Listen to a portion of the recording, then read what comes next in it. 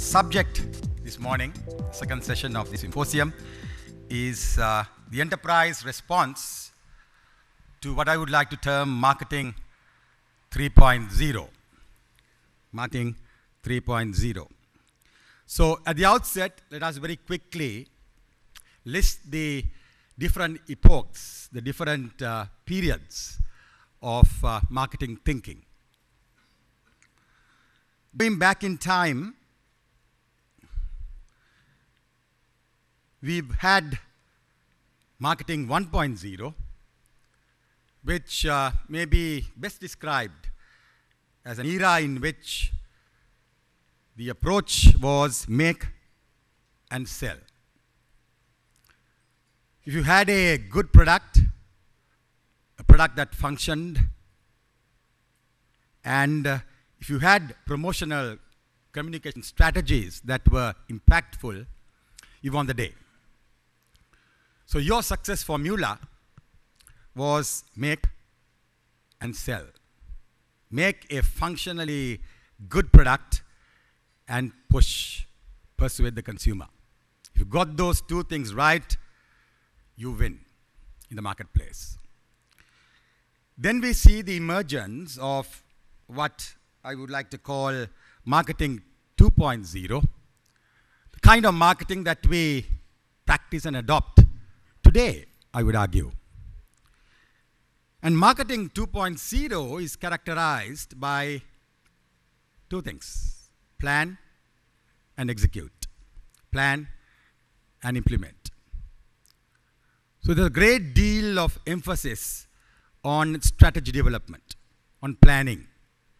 So we have all these frameworks and analytical tools which help us to analyze the situation in which we are placed, situational analysis. And then we plan, where do you want to go? How do we get there? And then we need to execute our strategies and our plans efficiently. And if you could do that, then you win. And I would argue that we are about to enter, perhaps we have already entered, a third era, a third epoch, which I would like to describe as marketing 3.0, which is characterized by venture and learn. Venture and learn. Marketing 2.0 is losing its currency, its validity, and its relevance. And we have a new era where new thinking, new models, new approaches have to be adopted if you are going to win in the marketplace. So let's try and figure out what is marketing 3.0. What are its essential features? And what do we do when we operate in the space of marketing 3.0? There's one overarching principle which underpins marketing 3.0. And what is that? And that is complexity. And I'm going to talk about this very important principle that we got to deal with in this day and age. The age of complexity. And this age has come upon us, whether we like it or not. Now, what is complexity? And to understand the nature and structure of complexity, one has to understand systems theory. So I'll put it very simply. In systems theory, we talk about a typology, different types of systems. There's one system that we are quite familiar with. Determined, relatively stable systems environments. Right? It's predictable. Things do change, but by and large, we could predict what is going to unfold. And the environment, yes, there are changes, but relatively speaking, stable. So we have stable, determined environments or systems, and planning and implementation, marketing 2.0 works well when you operate in stable, determined systems, because the system is stable, the environment is stable, you can plan, you can execute, okay, because you're dealing with a simple, stable environment. Now, at the other extreme, you have a very different kind of system, and that is a chaotic environment. We have chaos theory. Everything is in a state of flux. Everything is changing. You have no anchor. You can't figure out what's going on. It's absolute confusion. It's random. It's chaotic. Now, I would argue that we are increasingly moving from a determined, stable system not to a chaotic system, but to a different kind of system. And what is a system into which we are rapidly moving? And that system is called a complex adaptive system.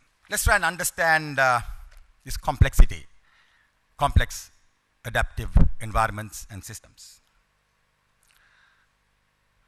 You know, we had the rise and fall of the oil prices. When was that? 1987, 88. No economist could predict the rise and the fall of the oil prices. Then we had the famous financial and economic crises, the subprime crisis in 1988-89.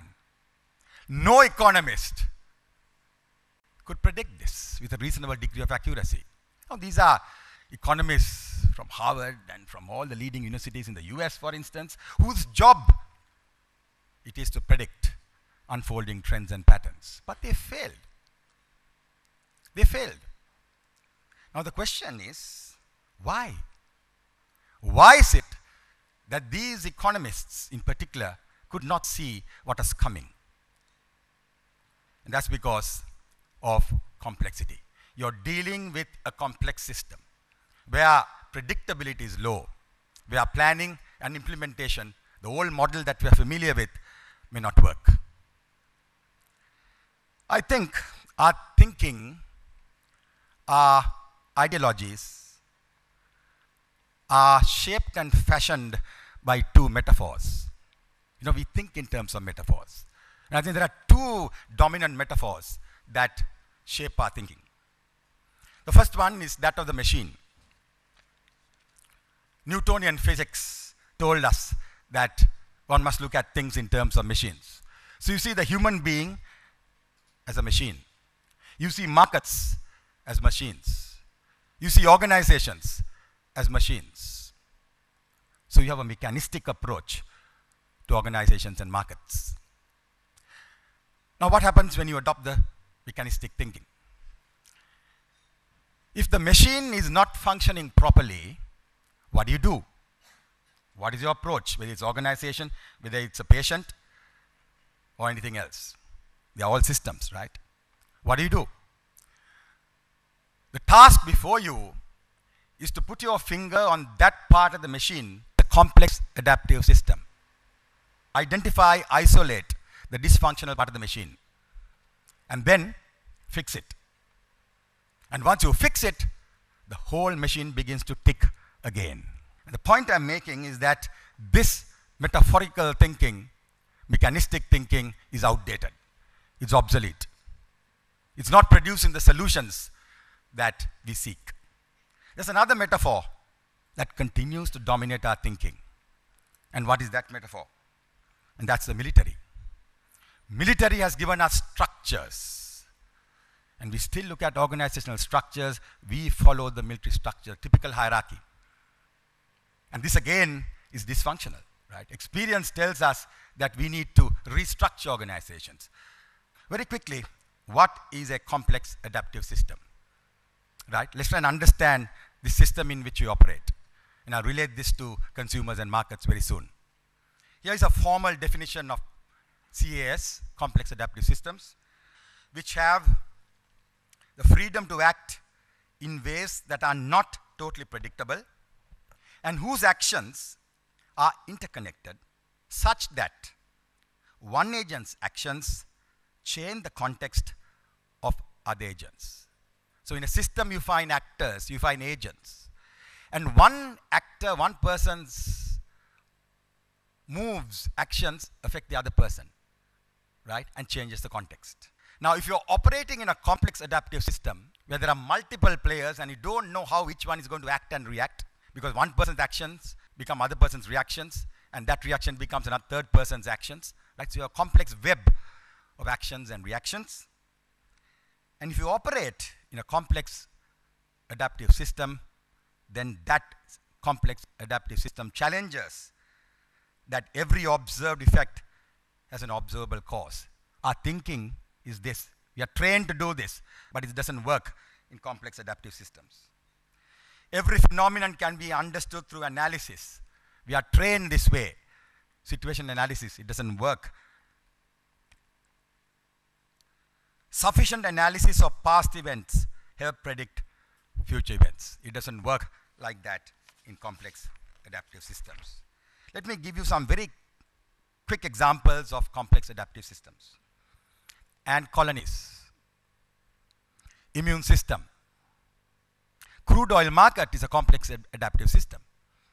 Stock market is a complex adaptive system. And let me give you a very mundane example of stock holding.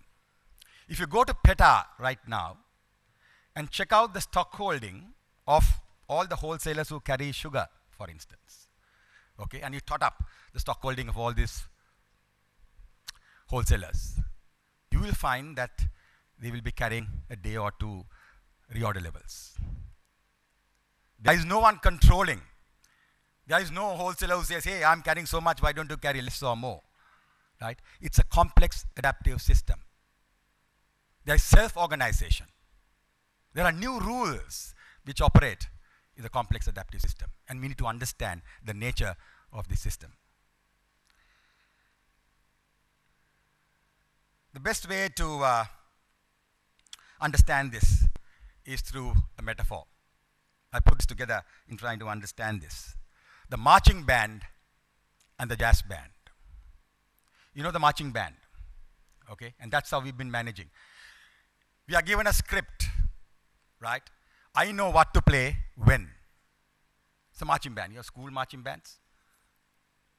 I know what to play when. The other guy knows what to play when. And all we need to do is to practice, practice, practice. And when the big day comes, we carry things out to perfection. Because we practiced, I know exactly what I need to do, other guy knows it, and we carry it out. Now that's good for stable systems. We are trained to do it that way. Plan, have your plans clearly defined, and then execute. But what is a jazz band? If you're not familiar with jazz bands, think of Hindustani music, Indian music, right? You have the sitarist, Ravi Shankar. You have the tablaist, Ali Akhtar Khan. And you have the audience sitting on the padura, on the floor. Now you ask the guys, the audience, hey, what's on tonight? They will just have one answer. And what is that? It's Bhairavi Rag tonight. You walk up on stage, hypothetically, and stop Ravi Shankar midstream while he's playing and ask, Maestro, what are you going to play over the next 2 minutes? What is he going to say? I don't know. You walk up to Ali Akhtar Khan and ask, hey, what are you going to play over the next 2 minutes? He will say, I don't know. In fact, he will tell you, it depends on what Ravi Shankar is going to do. It depends on how the audience is going to react. Right? So here is a complex system which emerges. Now my simple example is about 3 actors. Sitarist, tablaist, and the audience. Now think of a complex adaptive system. Think of your markets. How many multiple actors and agents are there? And each one's actions become the other person's reactions and vice versa. And you have this web of actions and reactions. And how do you predict? How do you operate in this complex adaptive systems? And that's the challenge that I want to pose. And the phrase that is used is you're operating complex adaptive systems, there's no order, but you need to operate not in chaos, but at the edge of chaos. This is the phrase that is used in literature on complex adaptive systems. So you operate at the edge of chaos. There is no real separation between thinking and doing. You have emergent strategies. You might have a broad frame, but your strategy emerges on the run, as it were. The old model was clear plan, and then the operatives. The big boys plan, and we get the operatives to roll things out. Now that model doesn't work. You need emergent approaches, strategy making, formulation, implementation on the move. And that's the difference between deliberate strategy and emergent strategy. Now these are some of the changes. You see that? The traditional market model and a complex adaptive system market model.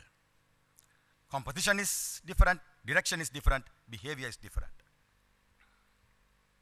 Again, you see the differences, key differences. So there you are.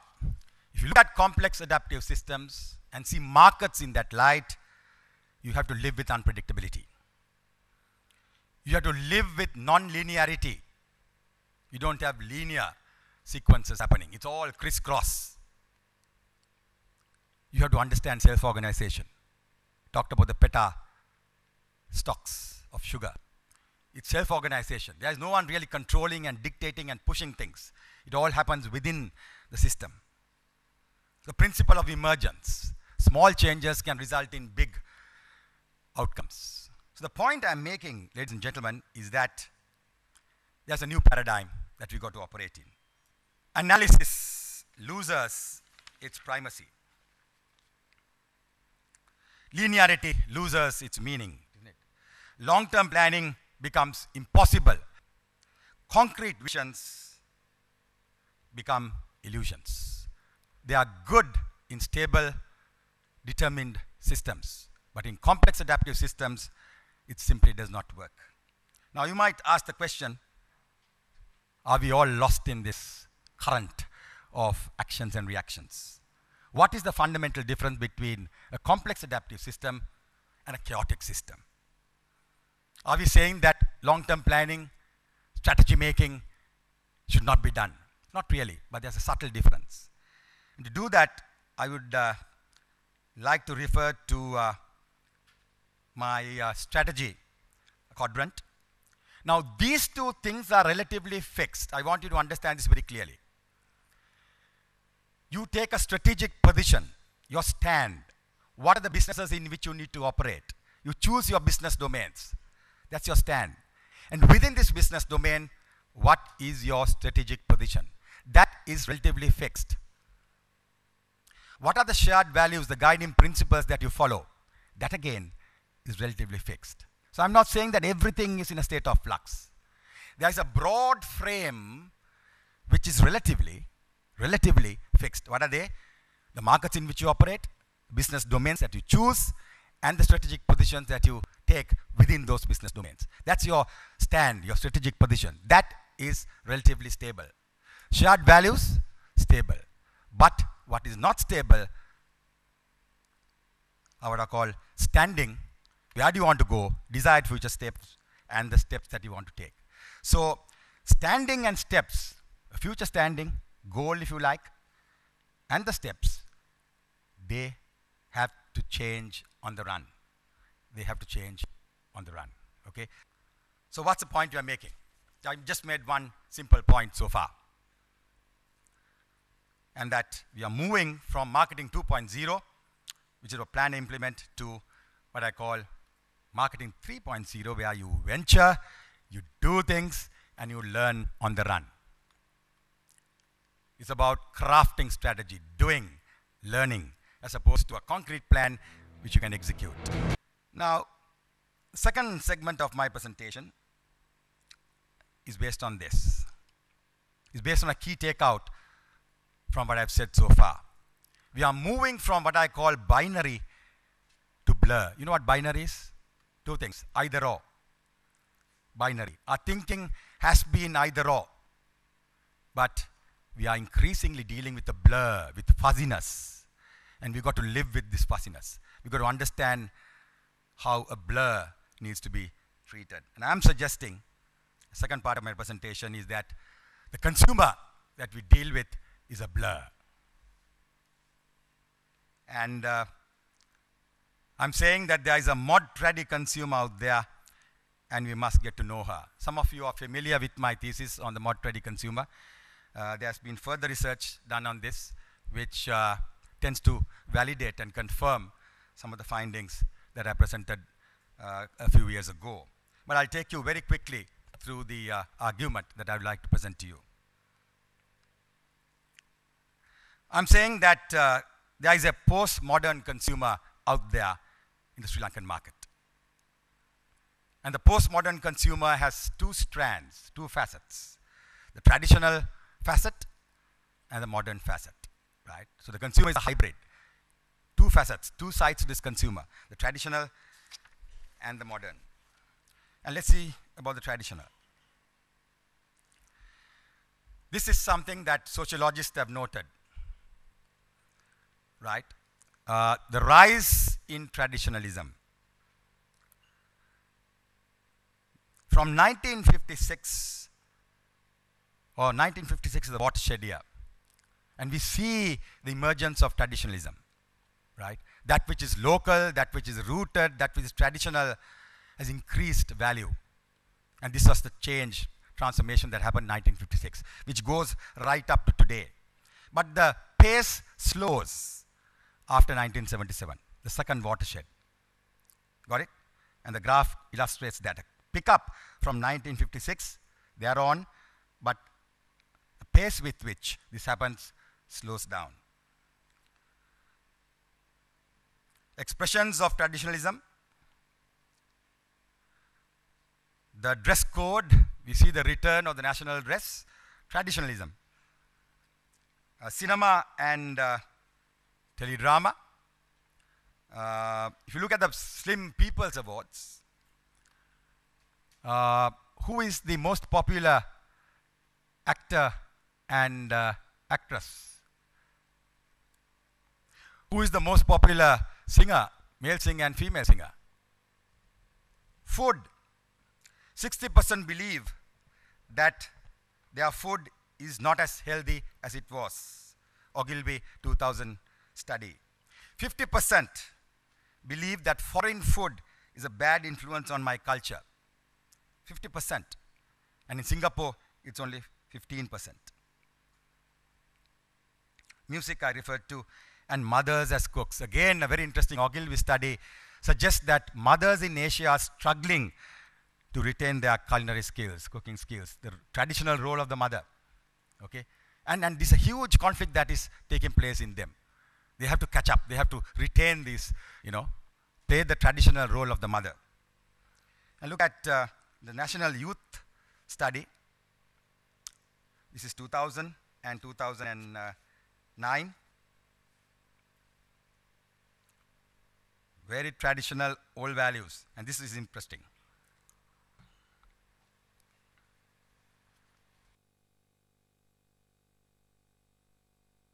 Okay, so the point I'm making is that you see the rise of traditionalism. Traditional values are considered to be important. And then comes modernization, especially after 1977. So 1956 spawns the traditional movement, if you like, and 1977 spawns the force of modernization. Those are the key factors, and we see the emergence of, I've talked about this in various forums, the emergence of a new social class, what I call the new urban middle class, right? And all driven by modernism. And a very important thing happened. Very important thing happened.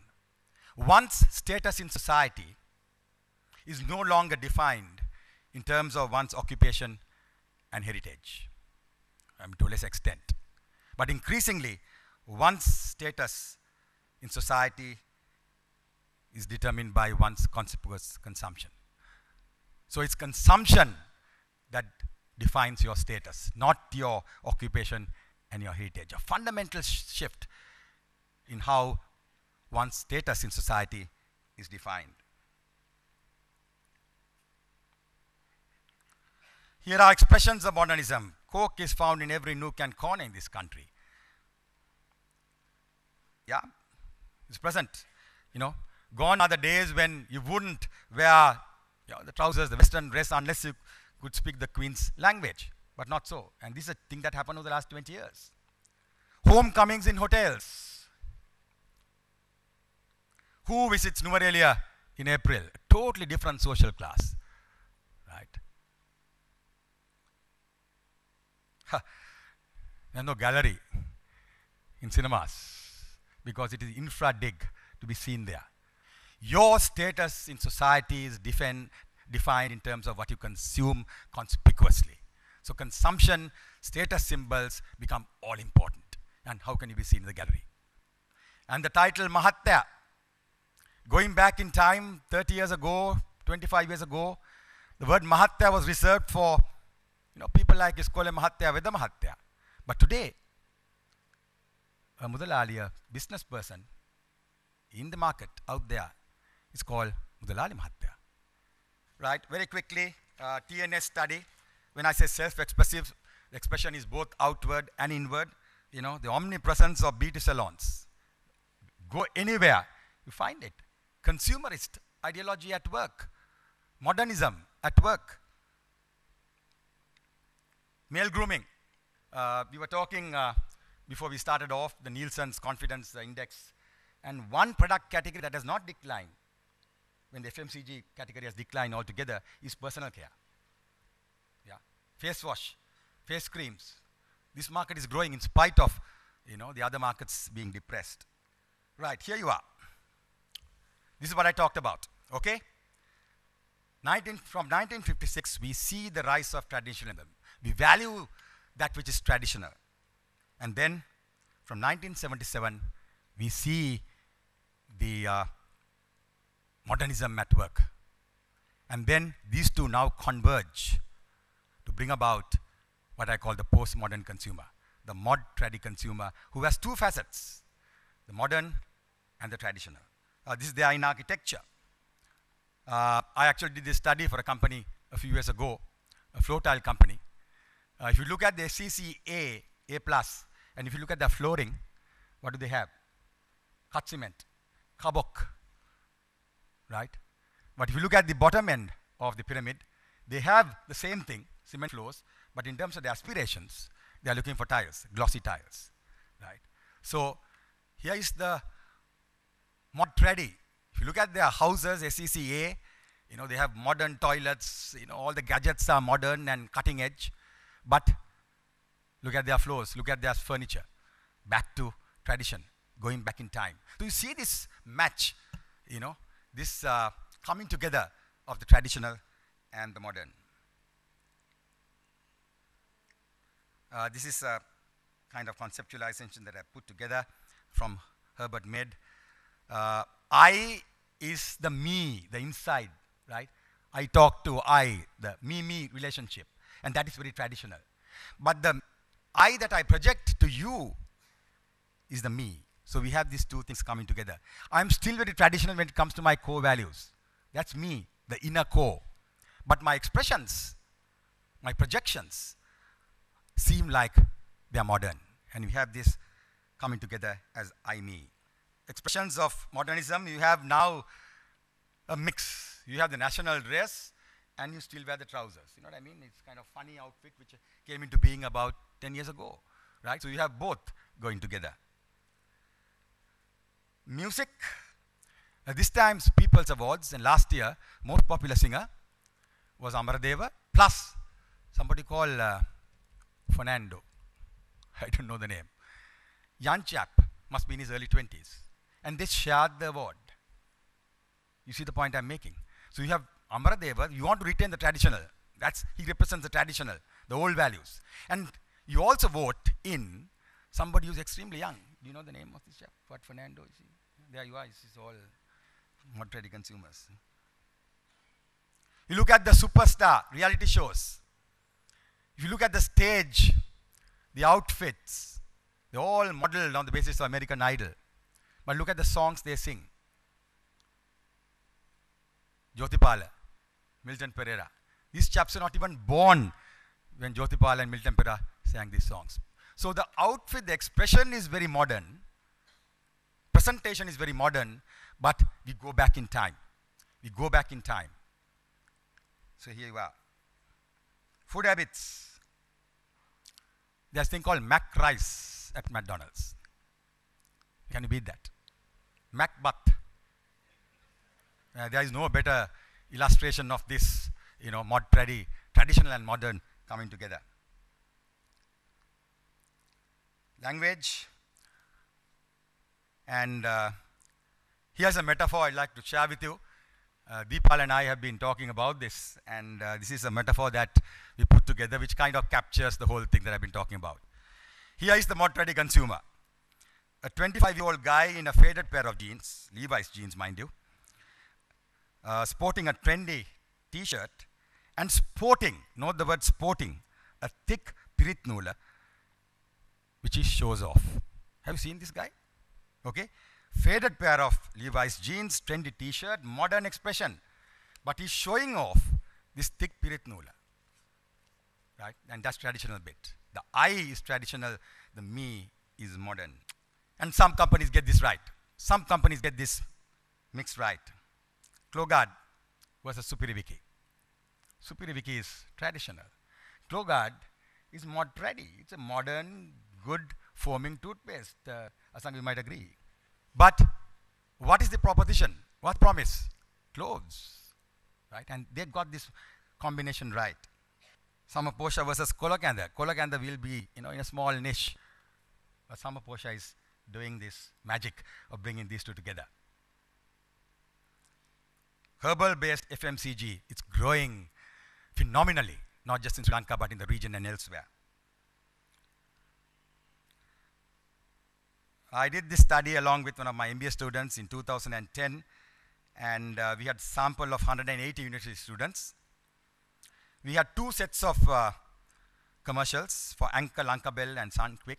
Interestingly, these three brands, they had a traditional commercial with traditional models, traditional settings, and also a kind of a mod tradi, kind of mix appeal. And this is what we found. There's high recall of and preference for postmodern appeal. So research tends to validate what I've been saying. So here's a key takeout. In conclusion, the key takeout. Here's a question that I would like to place before you. Is your product, merchandising, and marketing communications striking the difficult and delicate balance between the traditional and the modern? And are they harmoniously combined? That's the question you need to ask. Have you sensed the different combinations of the mod and the tradi components of the consumer across individual segments? In some segments of the market, it will be mod tradi. In other segments of the market, it will be trad mod. You get what I mean? So there are different combinations of these two things in different segments of the market. You can't generalize. And therefore, segmentation becomes extremely important in trying to interpret this phenomenon that is unfolding before our eyes. Have you figured out the psyche and the behavior of this new consumer? What is the way forward? Complexity, you got to live with. You got to strategize, implement on the run. We don't have the luxury of a plan and implementation thereafter. It's complex. And my advice to you, live with it, accept it, and thrive on complexity. Thank you.